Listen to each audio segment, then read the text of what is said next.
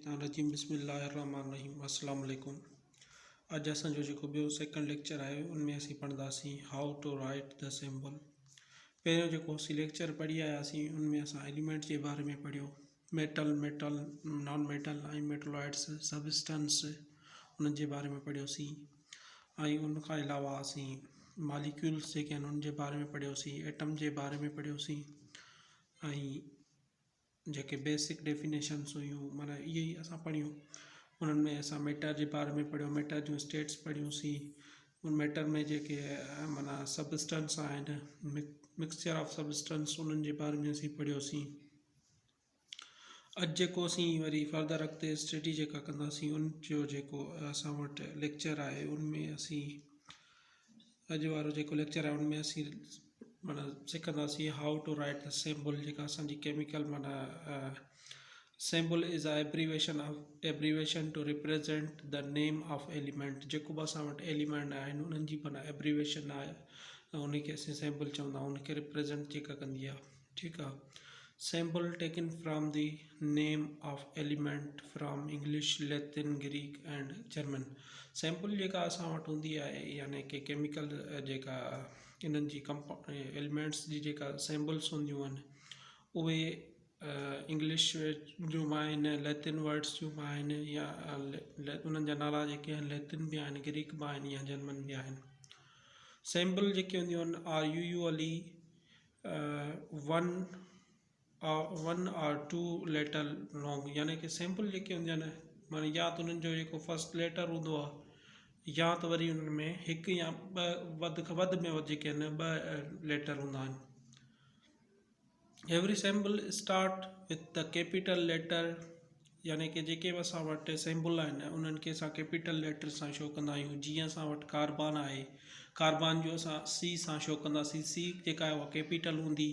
ऐं उनखां बाद में सल्फर आहे, सल्फर जेको आहे उन जी बि असां जेको एस आहे उहा कैपिटल हूंदी। या असां वटि हाइड्रोजन आहे, हाइड्रोजन जी जेका एच आहे उहा बि कैपिटल हूंदी आहे। या वरी असां वटि नाइट्रोजन आहे, नाइट्रोजन में एन जेको आहे माना फर्स्ट लेटर जेको आहे कैपिटल हूंदो आहे। या वरी असां वटि कॉपर आहे, कॉपर में ॾिसंदो उन में ॿ लेटर आहिनि पर जेको पहिरियों आहे माना उनमें कैपिटल हूंदो आहे सी, ऐं यू जेको हूंदो आहे उहो वरी स्मॉल हूंदो आहे। ठीकु आहे।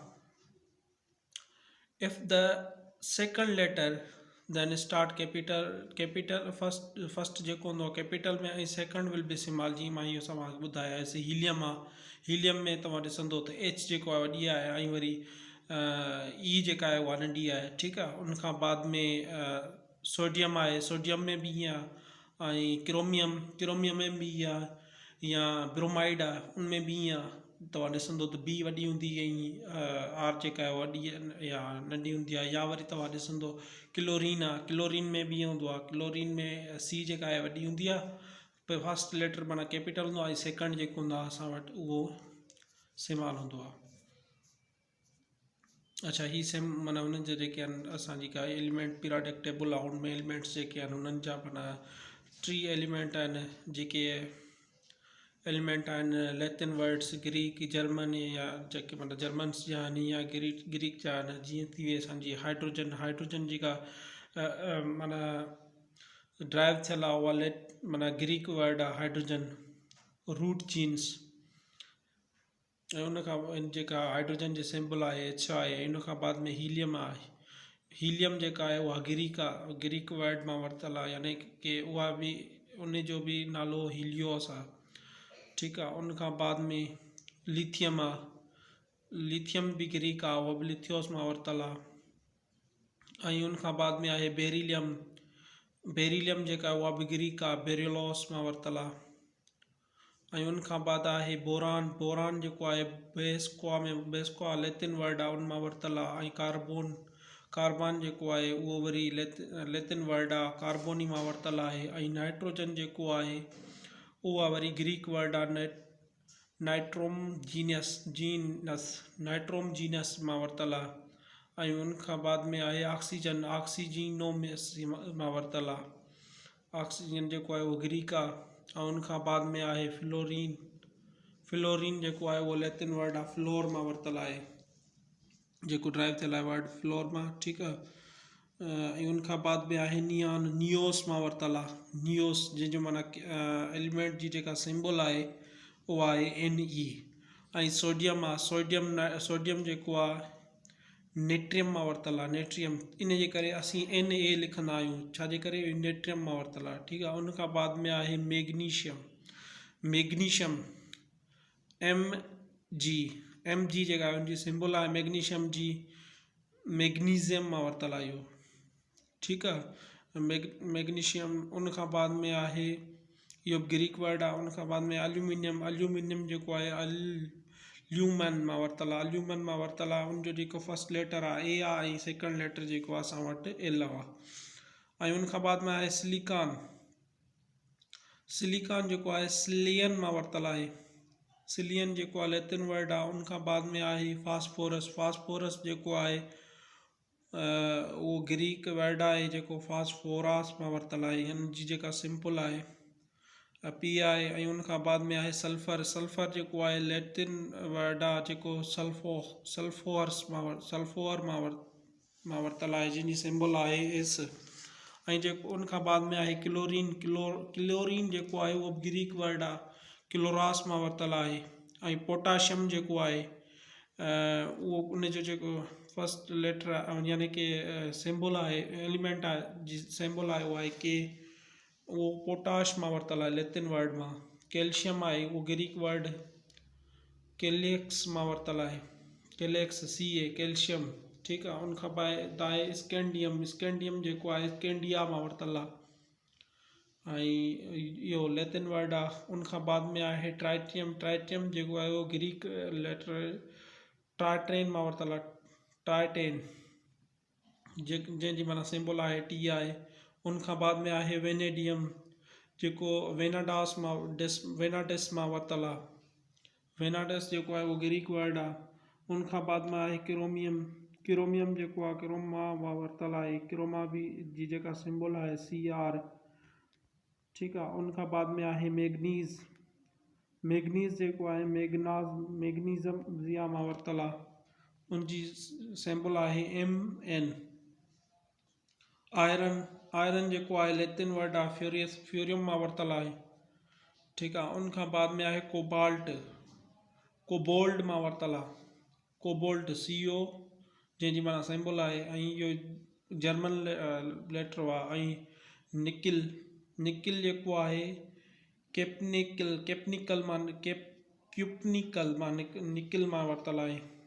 निकिल माना वर्ड आहे जर्मन जो वर्ड आहे। उनखां बाद में आहे कॉपर। कॉपर माना कोपरियम मां वरितल आहे। ऐं उनखां बाद में आहे ज़िंक। ज़िंक जेको आहे ज़िंक मां जर्मन वर्ड आहे, ठीकु आहे।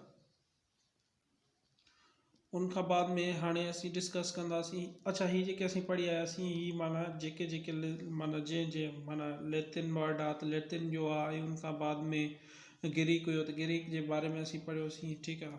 उन्हनि जा जेके एक्चुअल नेम आहिनि उन्हनि जे बारे में पढ़ियोसीं।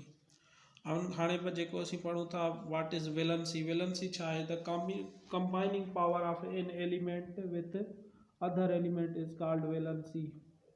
यानी कंबाइनिंग पावर आहे जेको माना एलिमेंट्स जो या हिकिड़े एलिमेंट खां ॿिए एलिमेंट ताईं, उनखे असां वैलेंसी चवंदा आहियूं। The valency depend upon the number of electrons in the outermost shell valency is the number of, यानी कि जेका वैलेंसी आहे उहा डिपेंड कंदी आहे number of electrons in outermost shell. जेको आउटर मोस्ट शेल में इलेक्ट्रॉन्स आहिनि उन्हनि ते कंदी आहे।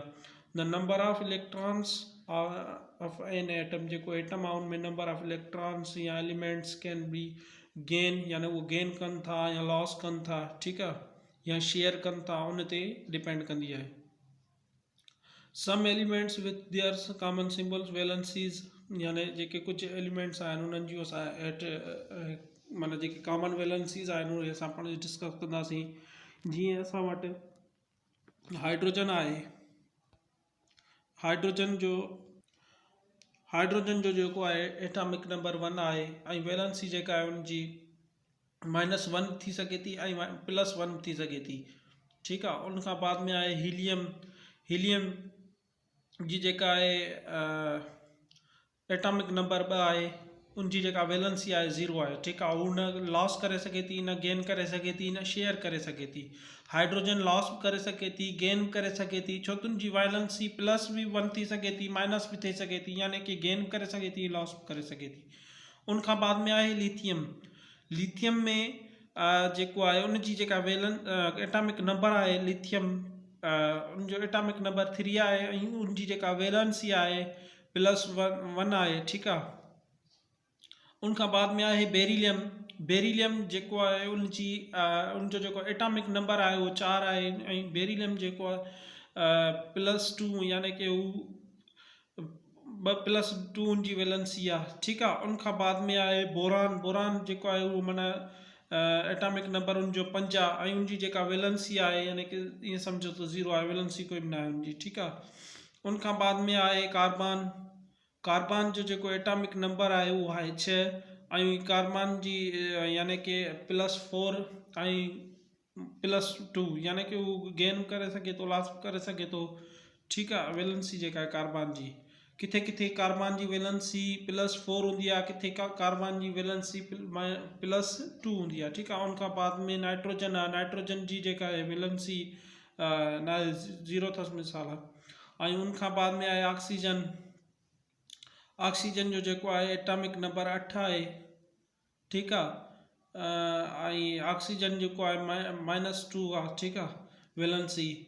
ऐं फ्लोरीन जेको आहे, फ्लोरीन जो एटॉमिक नंबर 9 आहे, माना उनजी वैलेंसी न आहे। उनखां बाद में आहे नियान। नियान जी जेका आहे एटॉमिक नंबर 10 आहे, उनजी वैलेंसी 0 आहे। छाजे करे, छो त उन आउटर मोस्ट शेल में उनजो ऑक्टेट पूरो थी थो वञे, उन यानी कि जेके इलेक्ट्रॉन्स आहिनि शेयर करे थो, न गेन करे थो यानी कि ठीकु आहे। उनखां बाद में आहे सोडियम। सोडियम जी जेका एटॉमिक नंबर आहे उहो 11 आहे ऐं सोडियम में जेका इलेक्ट्रॉन प्लस पॉजिटिव वैलेंसी आहे उनजी ठीकु आहे, +1 जेका आहे उनजी वैलेंसी आहे। उनखां बाद में आहे मैग्नीशियम। मैग्नीशियम जेको आहे उनजी एटॉमिक नंबर 12 आहे ऐं उहो जेको आहे 2 इलेक्ट्रॉन्स यानी कि 1+2 वैलेंसी आहे उनजी। ऐं उनखां बाद में आहे असां वटि एल्यूमिनियम। एल्यूमिनियम जी जेका आहे वैलेंसी घणी आहे त एल्यूमिनियम जो एटॉमिक नंबर जेको आहे उहो 13 आहे। एल्यूमिनियम जी वैलेंसी जेका आहे +3 आहे। ऐं उनखां बाद में आहे सिलिकॉन। सिलिकॉन जो एटॉमिक नंबर 14 आहे ऐं उनजी जेका वैलेंसी आहे उहा +4 आहे। फास्फोरस अहिड़ी तरह, फास्फोरस जी +-3 आहे। ऐं उनखां बाद में आहे सल्फर। सल्फर जी 2 आहे। उनखां बाद में आहे क्लोरीन। क्लोरीन जी +-1 आहे। क्लोरीन माना गेन करे सघे थो, लॉस करे सघे थो। उनखां बाद में आर्गान। आर्गान जी 0 आहे, छाजे करे आर्गान जो आउटर मोस्ट शेल कंप्लीट आहे ठीकु आहे। उनखां बाद में आहे पोटाशियम। पोटाशियम जी +1 आहे। ऐं उनखां बाद में आहे कैल्शियम। कैल्शियम जी +2 आहे। उनखां बाद में आहे सोडियम। स्कैंडियम। स्कैंडियम जी जेका आहे +3 आहे ऐं ट्राइटियम जी +3 बि आहे किथे किथे, ऐं किथे वरी +2 बि आहे। उनखां बाद में आहे वेनेडियम। वेनेडियम जी +2 बि थी सघे थी केस में, किथे +3 किथे +4। उनखां बाद में आहे क्रोमियम। क्रोमियम जो जेको एटॉमिक नंबर आहे उहो आहे 24 ऐं क्रोमियम जी जेका आहे +3 माना वैलेंसी आहे। उनखां बाद में आहे मैग्नीज़ Mn। मैग्नीज़। मैग्नीज़ जो जेको एटॉमिक नंबर आहे उहो आहे 25। उनमें मैग्नीज़ जी जेका वैलेंसी आहे +2 थी सघे थी, किथे किथे +3 थी सघे थी, किथे +6 थी सघे थी। उनखां बाद में आहे आयरन। आयरन जी +2 +3 ऐं कोबाल्ट आहे। कोबाल्ट जी +2 +3 +4। ऐं उनखां बाद में आहे निकिल। निकिल जी जेका आहे +1 थी सघे थी, +2 थी सघे थी। ऐं निकिल जेको आहे जो एटॉमिक नंबर 28 आहे ठीकु आहे। उनखां बाद में आहे कॉपर। कॉपर जी जेका आहे +1 थी सघे थी, +2 +3 ऐं ज़िंक जी +2 थी सघे थी ठीकु आहे। उनखां बाद में आहे what is the chemical formula, यानी कि केमिकल फार्मूला छा आहे, कीमियाई फार्मूला छा आहे ठीकु आहे। The chemical formula represent the symbol of elements and ratio of elements one and other in a compound, यानी कि जेको असां वटि माना केमिकल फार्मूला रिप्रेजेंट कंदो आहे कोई माना सिंबल ऑफ एलिमेंट जो एलिमेंट आहे या एलिमेंट जे सिंबल जो ratio of any element one and other, यानी कि उनजो रेशो ॿुधाईंदो आहे त हिकिड़ो कंपाउंड्स में हिकु या ॿिनि एलिमेंट्स में, ठीकु आहे, हिकु या ॿिनि कंपाउंड्स जी जेको रेशो हूंदो आहे उनमें ॿुधाईंदो आहे।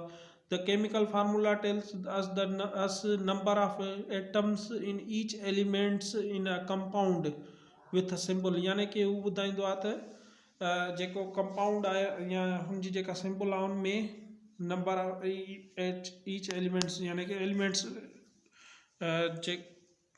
एलिमेंट्स जे एटमनि जे बारे में नंबर ऑफ एटम्स जे बारे में ॿुधाईंदो आहे, ठीकु आहे। उनखां बाद उनमें जीअं एग्ज़ाम्पल आहे, एग्ज़ाम्पल में असांखे क्लियर ॿुधाए थो वाटर जो जेका आहिनि वाटर जा ॿ एटम्स यानी कि इंक्लूड्स ऑफ हाइड्रोजन्स ऐं one atom of the oxygen, जॾहिं त ॿ एटम हाइड्रोजन जा ऐं वन एटम ऑक्सीजन जो मिली करे पाणी ठाहिनि था, यानी कि वाटर ठाहिनि था, इहो माना केमिकल फार्मूला आहे, ठीकु आहे। उनखां बाद में केमिकल फार्मूला ॿियो आहे अमोनिया जो, जीअं त नाइट्रोजन जो वन एटम ऐं जेके हाइड्रोजन जा 3 एटम कंबाइन थी करे अमोनियम ठाहिनि था, ठीकु आहे। अहिड़ी तरह उनखे असीं केमिकल फार्मूला चवंदा आहियूं। जीअं ऐं उनखां बाद में आहे कंपाउंड्स।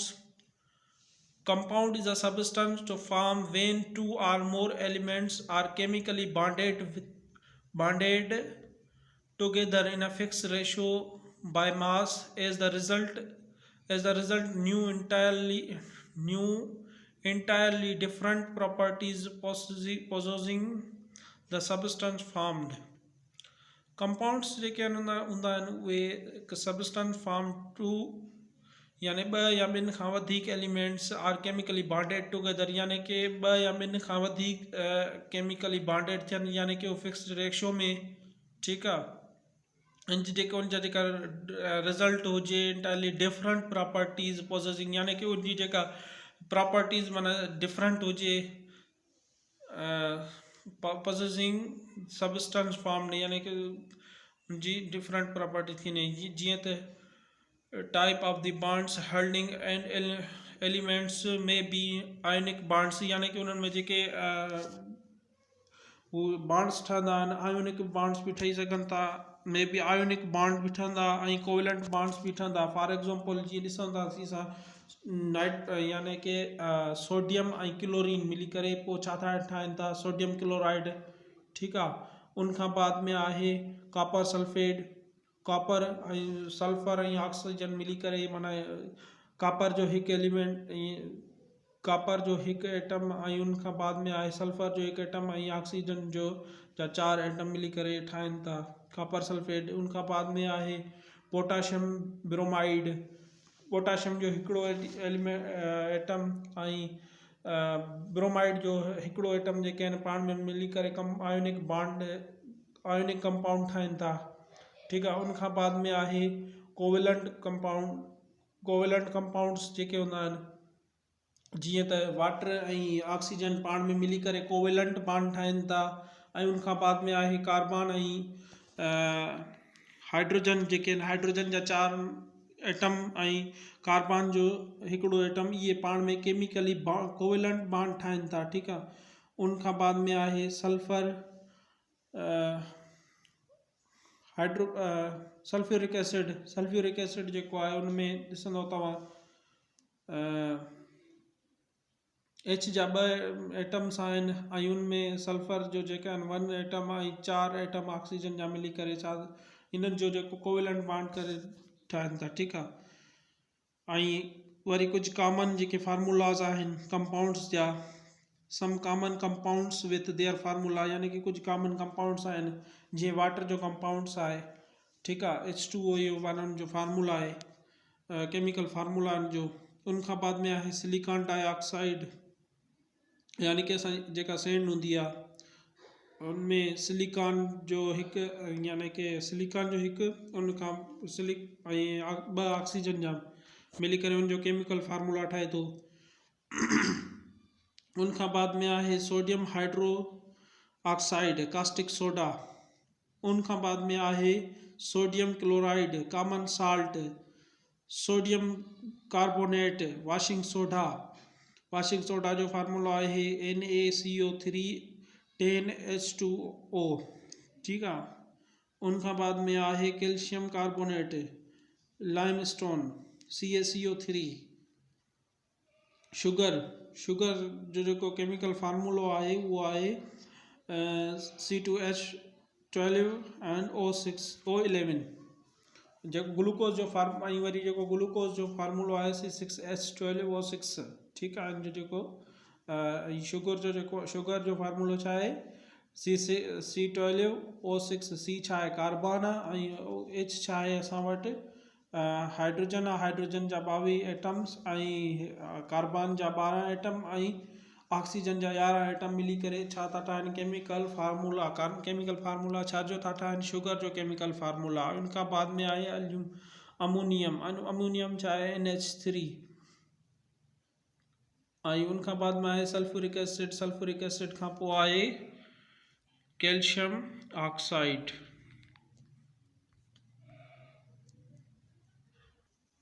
उन्ही खां बाद में आहे मिक्सचर। मिक्सचर जेके आहिनि ॿ या ॿिनि खां वधीक एलिमेंट्स या कंपाउंड्स जेके आहिनि physically combined with fixed ratio known as mixture, यानी कि उहे फिज़िकली मिक्स थियनि उन्हनि खे असीं मिक्सचर चवंदा आहियूं। The component of substance retain their chemical property, माना उहे जेके कंपोनेंट्स आहिनि सबस्टेंस जा रिटेन कंदा आहिनि chemical property. Mixture can be separated by the physical methods. जेके बि मिक्सचर आहिनि असांखे उन्हनि खे असां फिज़िकल मेथड्स में असीं कहिड़े तरीक़े सां असीं उन्हनि खे माना सेपरेट करे सघूं था। जीअं त फिल्ट्रेशन जे थ्रू असां उन्हनि खे सेपरेट करे सघूं था, एवापोरेशन जे थ्रू असां करे सघूं था। ऐं उनखां बाद में डिस्टिलेशन, जीअं त असां वटि वाटर हूंदो आहे जेको डिस्टिल असांजी लैब में वाटर यूज़ कंदा आहियूं। को वाटर जेको हूंदो आहे असांजो टेप वाटर जेको हूंदो आहे असांजो केमिकल कोई बि असां प्रैक्टिकल परफॉर्म कंदा आहियूं त पोइ उन में असांखे एरर्स ईंदा आहिनि। एरर्स छाजे करे ईंदा आहिनि, जेको असां वटि वाटर हूंदो आहे उहो माना डिस्टिल्ड न हूंदो आहे। ठीकु आहे। डिस्टिल्स न हूंदो आहे त पोइ असां वटि माना जेके केमिकल परफॉर्म एक्सपेरिमेंट कोई बि परफॉर्म कंदा आहियूं त पोइ उन में जेको आहे एरर्स अची वेंदा आहिनि। जेकर असां डिस्टिल वाटर यूज़ कंदासीं त पोइ उन में एरर्स वग़ैरह न ईंदा आहिनि। ठीकु आहे। उनखां बाद में आहे जेके क्रिस्टलाइज़ेशन सां बि असां इनखे करे सघूं था। ऐं जेके मिक्सचर्स हूंदा आहिनि उन्हनि जा ॿ टाइप्स हूंदा आहिनि। हिकिड़ा हूंदा आहिनि होमोजीनियस मिक्सचर, ॿिया हूंदा आहिनि हेट्रोजीनियस मिक्सचर। होमोजीनियस मिक्सचर जेके हूंदा आहिनि all substance are evenly distributed throughout the mixture, यानी कि जेके बि होमोजीनियस मिक्सचर हूंदा आहिनि उन्हनि में यानी कि उहे डिस्ट्रीब्यूट थियल हूंदा आहिनि सभिनीनि सबस्टेंस में। जीअं असां वटि आहे साल्ट जो जेको बि तव्हां सबस्टेंस खणंदो नंढे मां नंढो, उनजी जेका प्रॉपर्टीज़ आहे उहा सेम हूंदियूं। उनजी टेस्ट ॾिसंदो उहा बि सेम हूंदी। ऐं उनखां बाद में वाटर ॾिसंदो, वाटर जो तव्हां नंढे मां नंढो फुड़ो खणो या हिकिड़ो जेको कतिरो आहे ड्रॉप्स खणो वाटर जो, उनजी जेका प्रॉपर्टी आहे उहा बि सेम हूंदी। ऐं उनखां अलावा जेके यानी कि होमोजीनियस मिक्सचर हूंदो उन वाटर खे तव्हां कहिड़ी बि एंगल सां ॾिसंदो त वाटर तव्हांखे सेम ईंदो नज़र ईंदो।